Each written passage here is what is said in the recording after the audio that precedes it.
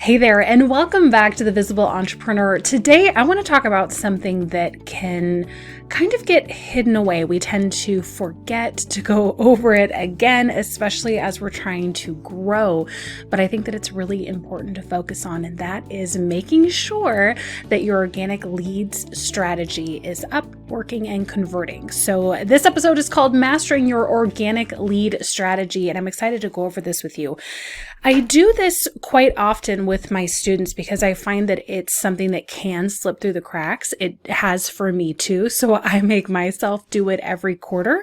So whether you're driving, walking, or at your computer, you may want to take a couple of notes because once we get off of this episode, I'm going to actually send you to do some homework. So when it comes to an organic lead strategy, we always want to have this in play because you're not necessarily always going to be running ads or having someone run things for you. It may just be down to you for a month or two at a time, or that might be your entire strategy right now, which is amazing, right? That's how we all start, and that's what we should continue to do. There are people that are $1 million earners who just do organic, so it's entirely possible.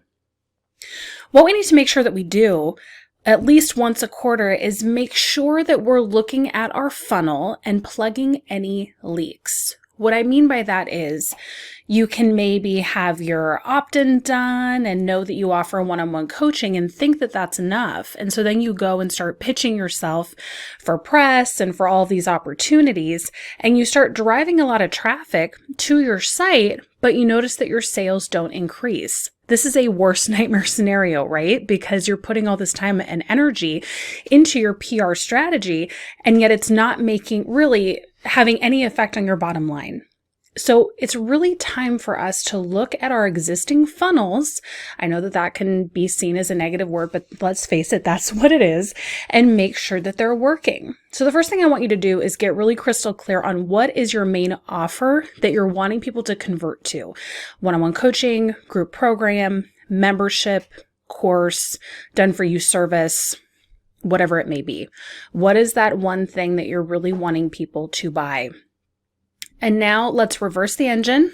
Let's go back to the very beginning. What is the opt-in that you are advertising through your free online content, which I like to call a visibility vehicle, which can be your blog, your podcast, your live streaming show, your video channel, your summit, when you're guesting on other podcasts, when you're contributing content into free Facebook groups, whatever it may be. What are you encouraging people? What's that first step? What is that opt-in? You know that I'm going to recommend things that are a bit more engaging, like quizzes, online challenges, video training series. You can absolutely do a checklist or an ebook. I've just found that they don't convert as highly on the back end. And the other thing that you can do that's really popular are templates. Making sure that that is in play. And you may say, Michelle, I already have my opt-in in. Duh. Okay, so let's take it from there. How is your tripwire? The low-cost offer that you're presenting on the thank you page. You may say, well, I don't really need one. I'm just directing them to my Facebook group.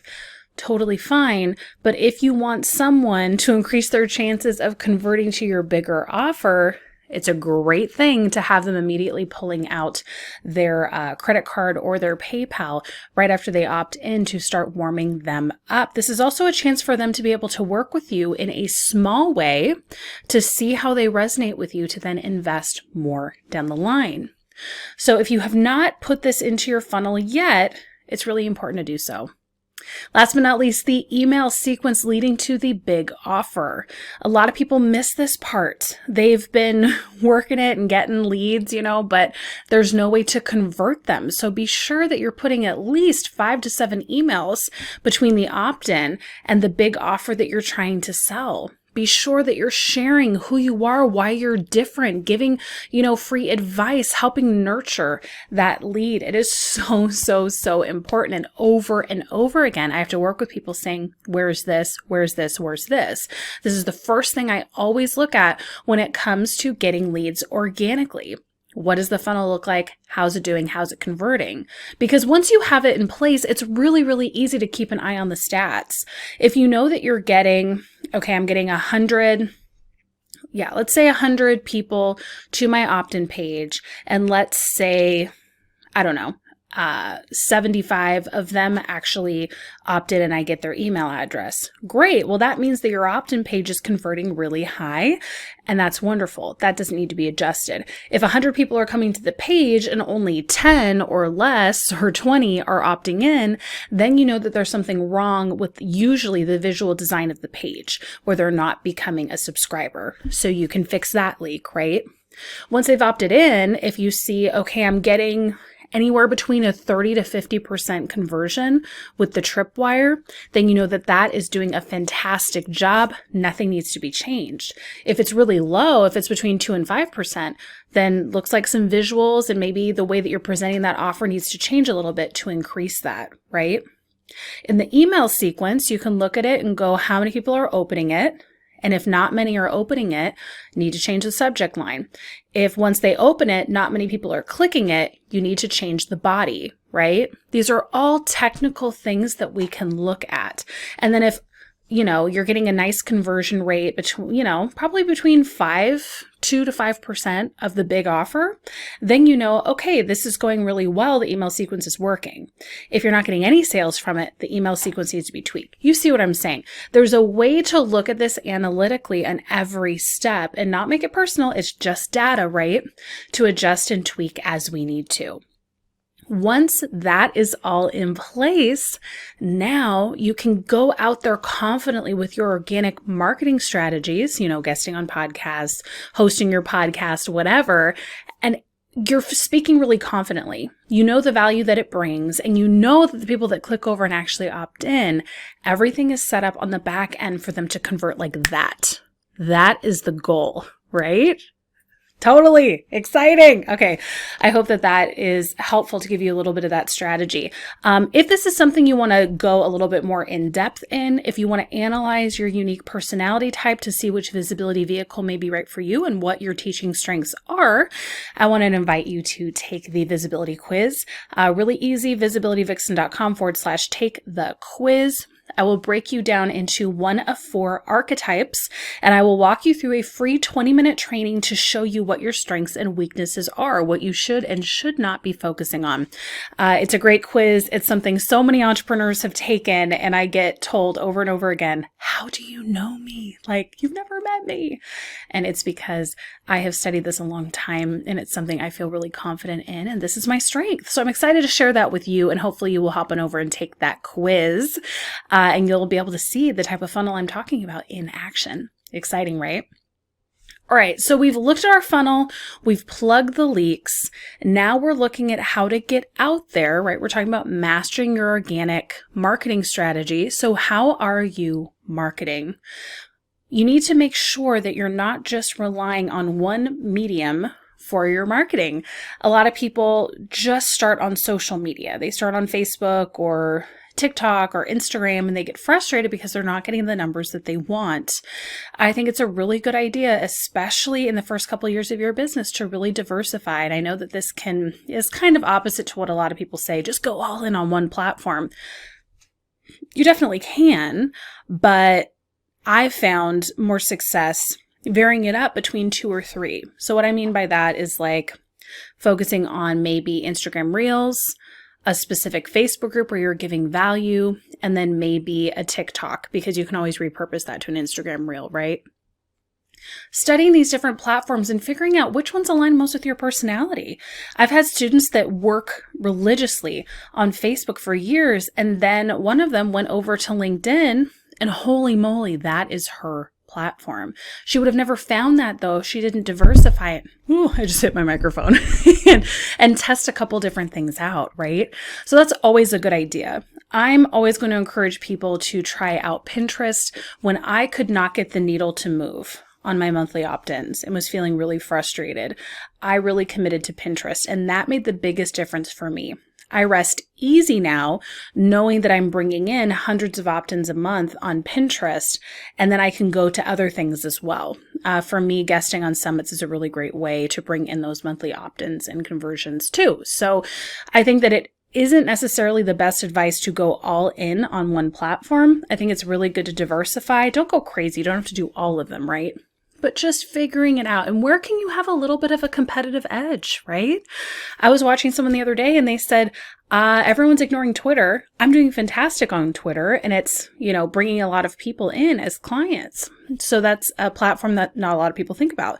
That might be one that you want to explore. So don't be afraid to do that and test, figure out your metrics and figure out, okay, where are the most opt-ins coming from? What strategy is the most beneficial? Which one is most worth my time?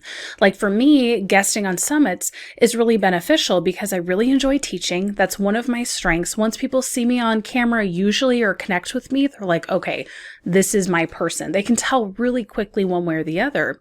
So it makes sense for me to guest on summits as much as I can, because then, I'm going to be getting a couple hundred opt-ins a month from that strategy. Other people do extremely well live streaming on Facebook, and they can get a lot of leads that way. Other people, it's all about Instagram and their stories. Their stories convert like crazy, right? But in order to find those mediums, we have to experiment and be willing to go all in on a strategy for a minimum of 90 days. This is what I teach in the Visibility Lounge. It's really important that you try that for at least 90 days to be able to study your progress and see, does something need to be tweaked a little bit, or do I need to move to another platform?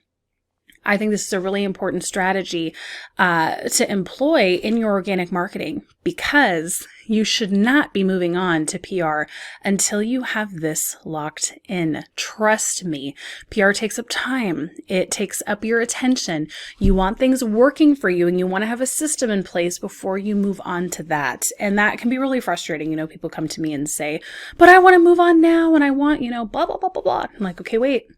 Are you just wanting PR to make more money? And if the answer is yes, that is not the first goal of PR. You're going to be disappointed and really frustrated. You're going to be really mad when you get on your dream show or your dream podcast or your dream stage, and it doesn't necessarily move the needle in the profits of your business. We hope for that, right? That's our goal, but that doesn't always happen. We want to make sure that our organic marketing is on point so that then we have the reliability to move on to PR, to move on to ad spend, all of those different things. So I hope this was helpful. A nice, short but sweet episode for you to plug the leaks that you maybe haven't looked at in a while. Like I have to go through my public speaking funnel because I know I still have some deadline funnel links that aren't working.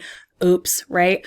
We all make these mistakes. Please don't beat yourself up. Set aside time, an hour a day, or maybe set aside Saturday afternoon to start going through things. It's always a good idea, plugging up those holes so that you can become more profitable and more impactful to the people that you are trying to serve. So if you've been needing help on the visibility end, and remember, visibility is what you're doing to attract traffic, subscribers, and customers, I would love to support you more in depth and more of a mentorship, which I provide in the Visibility Lounge program. I'm going to put the link below, but you can always go to visibilityvixen.com to check it out for yourself. This is where people come in to master their messaging, their funnels, and start driving organic traffic. If you've been wanting to start a blog, podcast, video channel, live streaming show, online summit, I will break down each and every one of them for you. I will also show you a technique called visibility vehicle stacking, which will help you be on multiple platforms at once. This is what students do in order to really catapult their visibility and move the needle of their business forward so they can then start moving into PR. So I would love to see you in that program. If it feels like a good fit for you at this point, please check it out. You can always email me at michelle@visibilityvixen.com with any questions or comments.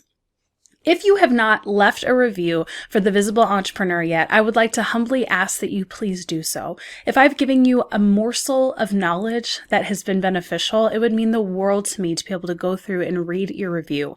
I do check them regularly, and it really makes my heart sing when I'm able to see that people who listen to the show are actually being affected in a positive way. So if you haven't yet, please do that. I would really appreciate it. In the meantime, if you love this episode, give it a screenshot, post it on Insta stories, and tag me at Visibility Vixen. I would love to repost you to my audience and celebrate you as an avid listener. In the meantime, I will see you next week. We'll be getting back to color. I just wanted to take a little break to talk about this funnel strategy because it is so important, especially as we're moving forward in 2022 to get this on point. So thanks for listening. I will see you next week. Have a great one, and I will talk to you soon.